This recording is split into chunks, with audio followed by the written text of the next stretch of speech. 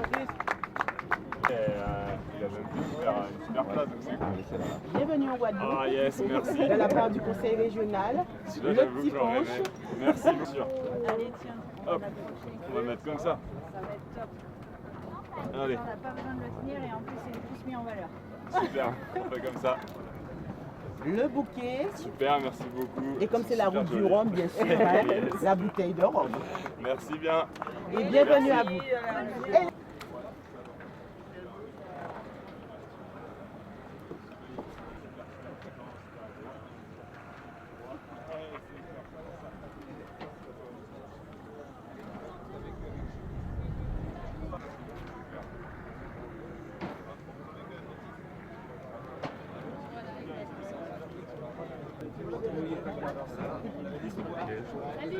Ah ouais, on l'a vu ce matin, 2 jours et tout.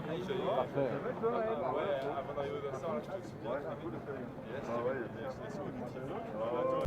Il a été bien long ce tour de la Guadeloupe là. Ça a été compliqué, puis j'avais un sacré client aux fesses là. Cédric Château en plus que je connais bien et avec qui je m'entends bien, donc j'avais surtout pas envie de lui céder le moindre mètre.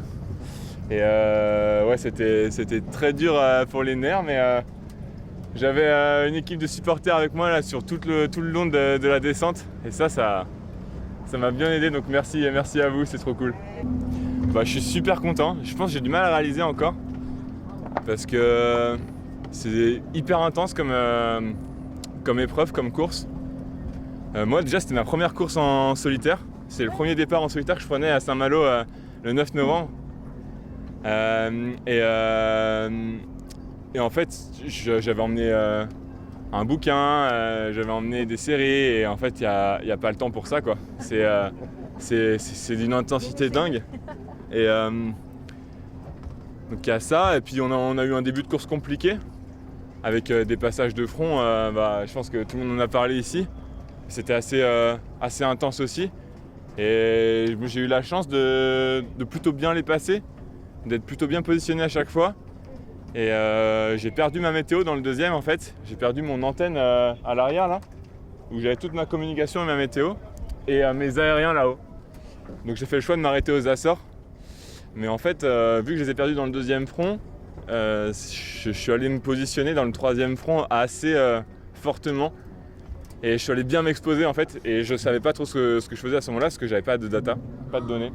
Il y a la plus grosse phase du front quand même où j'étais pas très serein.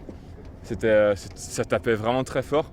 Et le bateau, j'ai roulé toutes mes voiles et j'étais juste 3 riz dans la grand voile, donc la surface minimum que je peux mettre sur le bateau, et impossible de l'arrêter, impossible de le contrôler. Donc c'est là où on se dit c'est quoi la limite du truc. Et au final c'est passé, et je pense que ça m'a permis aussi d'avoir une bonne position pour la suite de la course, de pouvoir faire une escale aux Açores c'était assez magique. Je me suis arrêté et j'ai gagné de la place pendant mon escale. Ah ouais. Donc ouais, je suis passé de la 21e ou 22e place à la 18 ou 19e. Donc ça, je pense que c'est assez rare. Et je suis reparti avec un enchaînement météo, en fait, ça s'est ouvert à moi. Donc là, je suis assez humble là-dessus, j'ai pas fait de coup météo majestueux. Ouais, mais merci la météo, merci le vent d'avoir permis ça aussi. Et puis par la suite, j'ai eu aussi des petits enchaînements qui m'ont permis de recoller au groupe devant avec William, avec Jules, avec Nico aussi, et de jouer avec en fait ces bateaux qui sont pas du tout de ma génération. Et je suis fier aussi de dire d'arriver avec le premier bateau à bout pointu qui n'a pas été modifié. Sinon tous les autres là, il y a des bateaux qui sont de ma génération mais qui ont été recoupés. Et donc là, ce bon vieux 152 Rennes Saint-Malo parenthèse de vie, il arrive premier de cette génération bout pointu par coupé, quoi. Donc c'est cool. C'est une super fierté pour moi, puis pour toute l'équipe aussi qui a super bien travaillé sur ce bateau. En solo, tu fais ça? Ouais. J'étais justement en train d'y réfléchir sur la dernière heure là où on est dans le chenal là, et je me dis maintenant qu'est-ce que je fais, et le premier truc auquel je pense c'est reconstruire un projet et continuer là-dedans à fond, quoi. Moi, je finis un petit peu ma carrière d'espoir là, de l'écurie BE Racing de Louis Burton et Sarvan Escoffier. Donc j'ai fait là le Transat Jacques Vabre l'année dernière. Là, le Rhum, c'était un peu le Graal. Et voilà, envie de continuer là-dedans et de monter mes propres projets et de continuer à fond, ouais, c'est sûr. J'adore, il y a une intensité sportive que j'aime beaucoup. Ça m'avait manqué sur la Transat Jacques Vabre l'année dernière où j'étais un peu passé à côté de la course sportivement, et là d'être dans le match, c'est sûr que ça booste énormément. Et puis il y a vraiment des sensations et des émotions qu'on trouve encore plus en solitaire, qui sont juste incroyables et indescriptibles pendant qu'on ne l'a pas vu, quoi, et qu'on ne l'a pas vécu. Et ça, en fait, c'est vraiment les montagnes russes. Tu peux te retrouver en 2 heures de temps hyper haut comme hyper bas, mais vraiment monter très haut et descendre très bas. Ouais, surtout qu'on a eu des super conditions où le bateau là, il glissait tout seul en dessous spi, ça chargeait fort, j'ai pu bien lui tirer dessus, je pense que c'est aussi pour ça qu'on fait cette place là. Et là, c'était vraiment des moments de pur bonheur. C'est ce que t'aimes en plus. Ouais, c'est ce que j'adore. Et en plus, t'as la bagarre avec les copains. Et puis des moments super durs où juste un petit truc, ça peut faire flancher. Et voilà, c'est là où il y a de l'expérience aussi qui doit s'acquérir. Moi, j'ai que 25 ans et c'est sûr que j'ai envie de faire plein de choses, mais il faut y aller petit à petit et puis continuer de progresser et dans ce sens-là. Ouais. Je l'imaginais pas. Après, encore une fois, je relativise.